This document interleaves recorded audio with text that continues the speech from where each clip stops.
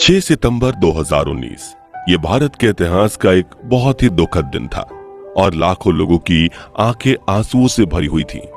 इसी दिन चांद की सतह पर उतरने वाला हमारा दूसरा स्पेस मिशन चंद्रयान-2 चंद्रमा की सतह से सिर्फ 2.1 किलोमीटर की दूरी पर फेल हो गया था।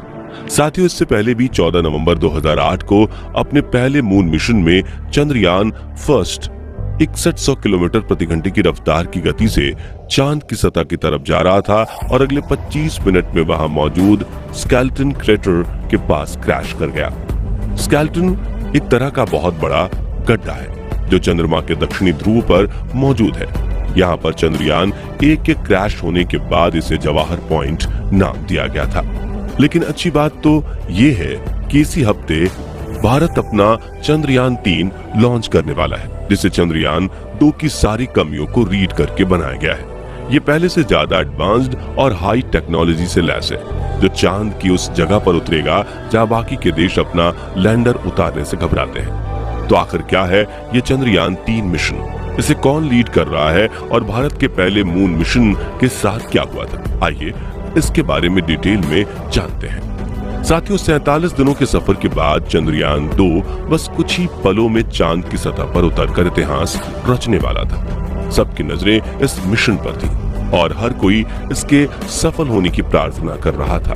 लेकिन तभी लैंडर विक्रम का इसरो से कनेक्शन टूट गया और देखते ही देखते हमारा ये मिशन फेल हो गया। लेकिन अब एक बार फिर से भारत चांद को अपनी मुट्ठी में करने जा रहा है और इसके लिए चंद्रयान-3 जल्द ही इतिहास रचकर देश के गौरव को और भी ज्यादा बढ़ाने वाला है। आखिर क्या है ये चंद्रयान-3 मिशन? इसरो ऑफिशियल्स के मुताबिक चंद्रयान-3 मिशन चंद्रयान-2 का ही नेक्स्ट स्टेप है, जो चंद्रमा की सतह पर उतरकर रिसर्च के काम को पूरा करेगा। अब देखने में ये बिल्कुल चंद्रयान-2 जैसा ही है, जिसमें एक लैंडर और एक रोवर मौजूद होगा। आपको बता दें कि चंद्रयान-3 का फोकस चंद्रमा की सतह पर सुरक्षित लैंड करना है, क्योंकि ये बहुत ही कॉम्प्लिकेटेड टास्क होता है। साथियों, चंद्रयान-3 चांद के दक्षिणी ध्रुव पर उतरेगा।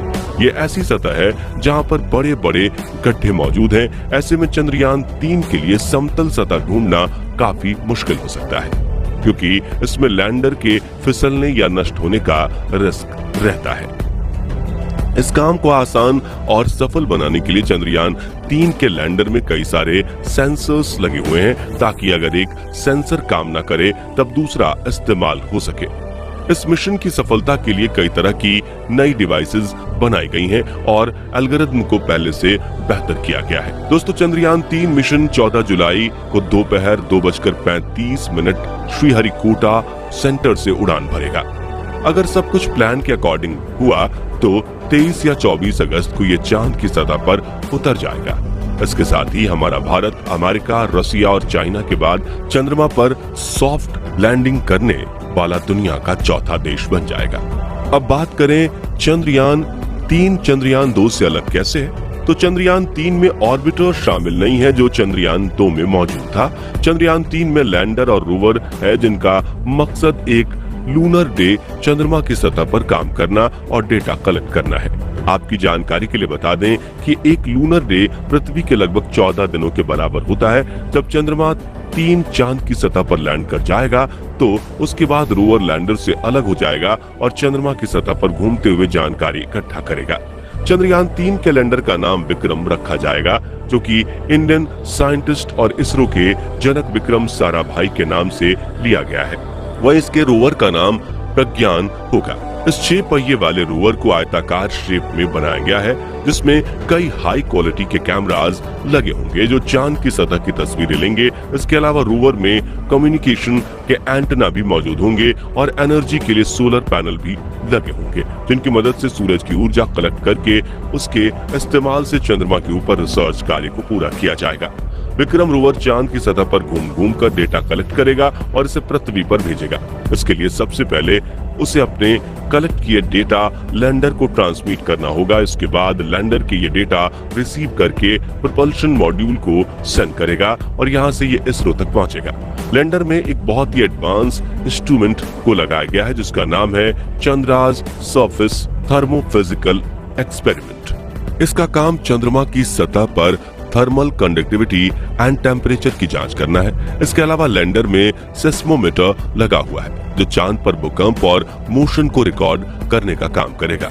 इसमें radio anatomy of moon bound hypersensitive ionosphere and atmosphere, जिसे शॉर्ट में रंभा कहा जाता है, ये भी लगा हुआ है, जिसका काम चांद के वातावरण में गैस की जांच करना है। साथ ही ये सतह के पास प्लाज्मा डेंसिटी और समय के साथ उसमें आने वाले बदलाव रिलेटेड इंफॉर्मेशन को भी कलेक्ट करेगा।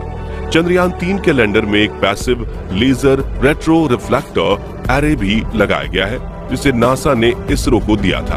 इस इंस्ट्रूमेंट का काम चांद और सूरज के बीच सही दूरी मापना है। लैंडिंग साइट की सतह को जांचने के लिए लैंडर में अल्फा पार्टिकल एक्स-रे स्पेक्ट्रोमीटर यानी एपेक्सिस को लगाया गया है ताकि सही जगह पर चंद्रयान 3 की लैंडिंग कराई जा सके। अब वैसे तो इस मिशन का मेन मकसद चांद के सतह की जांच करना है और उसके बारे में ज्यादा से ज्यादा इंफॉर्मेशन कलेक्ट करना है, लेकिन इसका मकसद सिर्फ चांद तक ही सीमित नहीं रहेगा, बल्कि चंद्रयान 3 में एक ऐसा इंस्ट्रूमेंट ऐड किया गया है जो चांद पर रहते हुए पृथ्वी के ऊपर नजर रखेगा और उसका काम पृथ्वी से जुड़े डाटा को कलेक्ट करना होगा। स्पेक्ट्रोपोलरिमेट्री ऑफ हैबिटेबल प्लेनेट अर्थ, जिसे शॉर्ट में शेप कहा जाता है। इस तरह से देखा जाए तो चंद्रयान 3 हर तरह की एडवांस्ड टेक्नोलॉजी और इंस्ट्रूमेंट्स के साथ चांद की सतह पर जाने के लिए तैयार है और इसे अपने मिशन पर निकलते देखने के लिए पूरा देश उत्साहित नजर आ रहा है। लेकिन क्या आपको पता है कि ये मिशन हमारे लिए इतना जरूरी क्यों है? इसका जवाब जानने से पहले चलिए देख लेते हैं आखिर चंद्रयान 1 के साथ क्या हुआ था। तो साथियों, भारत ने अपना पहला मून मिशन यानी चंद्रयान 1 2008 में लॉन्च किया था।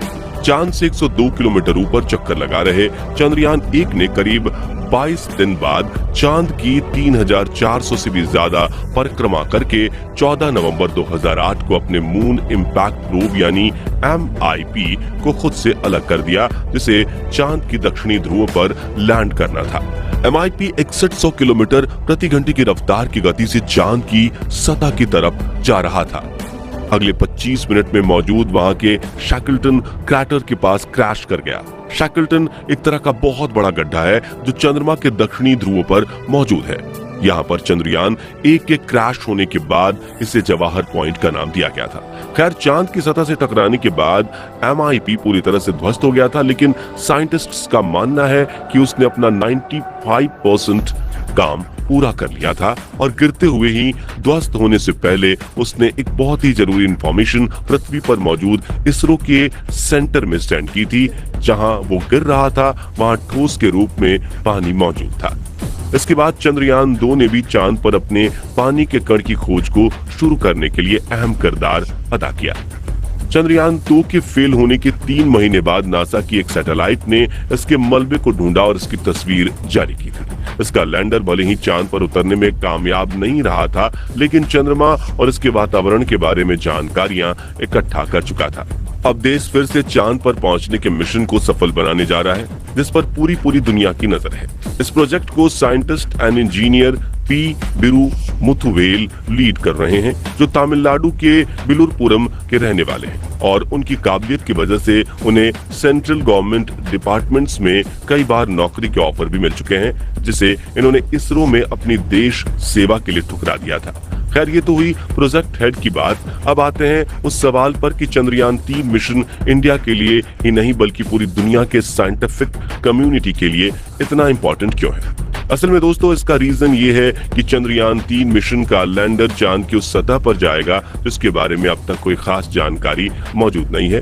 इस वजह से इस मिशन के जरिए ये हमारी धरती के एकमात्र नेचुरल सैटेलाइट चांद के बारे में ज्यादा से ज्यादा जानकारी हासिल कर सकेगा। असल में इसके लैंडर को चांद के दक्षिणी ध्रुव के क्षेत्र में उतारा जाएगा। चंद्रयान 1 और 2 के लैंडर को भी यहीं उतारने की कोशिश की गई थी। उस क्षेत्र में उतारने का मकसद वहां मौजूद पानी के बारे में अच्छे से जानकारी इकट्ठा करना है और ये पता लगाना है कि यहाँ जीवन संभव हो सकता है या नहीं। चंद्रयान 3 मिशन अगर कामयाब होता है तो ये देश के लिए बहुत गर्व की बात होगी, इसलिए हम इसकी सफलता की कामना करते हुए वीडियो यहीं पर खत्म करते हैं। ये जानकारी आपको कैसी लगी हमें कमेंट करके जरूर बताएं।